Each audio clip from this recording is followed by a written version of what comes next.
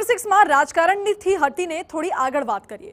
છેવાડાના ગામ સુધી અને છેવાડાના માણસ સુધી વિકાસ પહોંચ્યો છે, આવા દાવા આપણા કાને સતત પડઘાતા રહે છે અને ચૂંટણીનું ટાણું છે એટલે તો આવા દાવાઓની ભરમાર જામશે।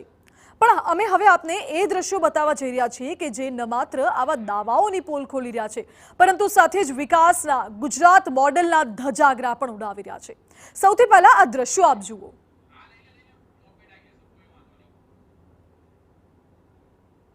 આ દ્રશ્યો છોટાઉદેપુરના નલિયાબારી ગામમાંથી સામે આવી રહ્યા છે।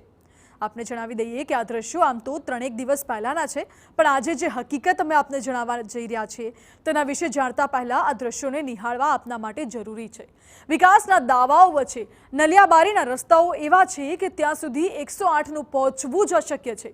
ગામની એક મહિલાને પ્રસૂતિની પીડા ઉપડી, પણ 108નું તેના સુધી પહોંચવું અશક્ય હોય ત્યારે પરિવારજનોએ મહિલાને એક ઝોળીમાં નાખી અને પછી 3 કિલોમીટર દૂર સુધી ચાલીને તેને એક ખાનગી વાહન સુધી લઈ જવામાં આવી। મહિલા કણસતી રહી, પણ વિકસિત ગુજરાતના મહિલાના ગામમાં એવો રસ્તો ન હતો કે જે તેને ઝડપથી સારવાર અપાવી શકે। શું ખરેખર નલિયાબારી ગામની હાલત આટલી ખરાબ છે તે જાણવા માટે TV9ની ટીમે ગામમાં પહોંચવાનો પ્રયત્ન પણ કર્યો। ચારે તરફ ડુંગર અને પથરાળ વિસ્તારથી ઘેરાયેલા આ ગામમાં પહોંચવું હોય તો એકમાત્ર વિકલ્પ બાઇક છે।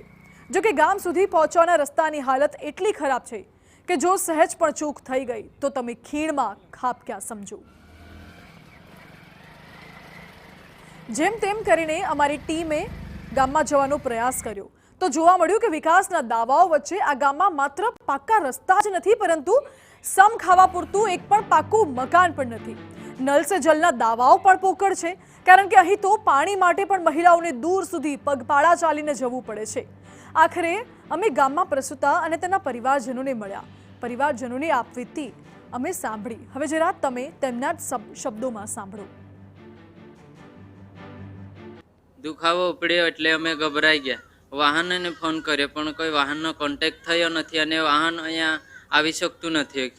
ખાનગી વાહન આવે છે પણ આપણે 108 આવી શકતી નથી અમારા ગામમાં।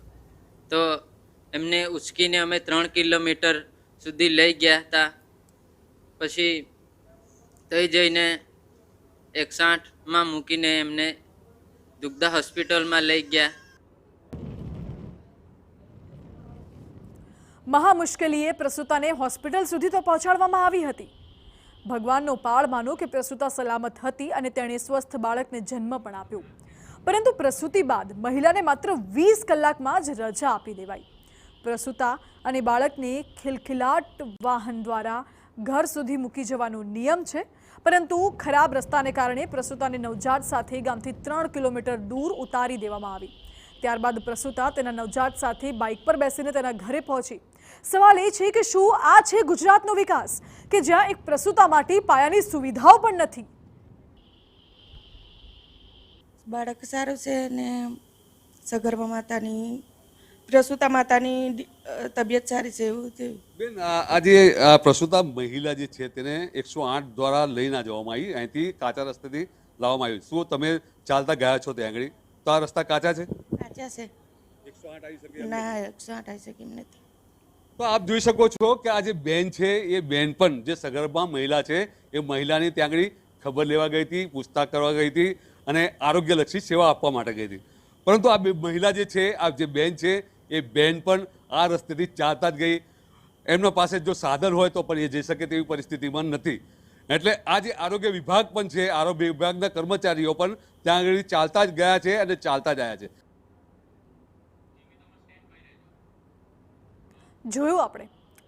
કલ્પના કરી જુઓ કે આ ભયાવહ રસ્તા પર એક પ્રસૂતા તેના નવજાત સાથે મુસાફરી કરે તે તેના માટે કેટલું જોખમી સાબિત થઈ શકતું હતું।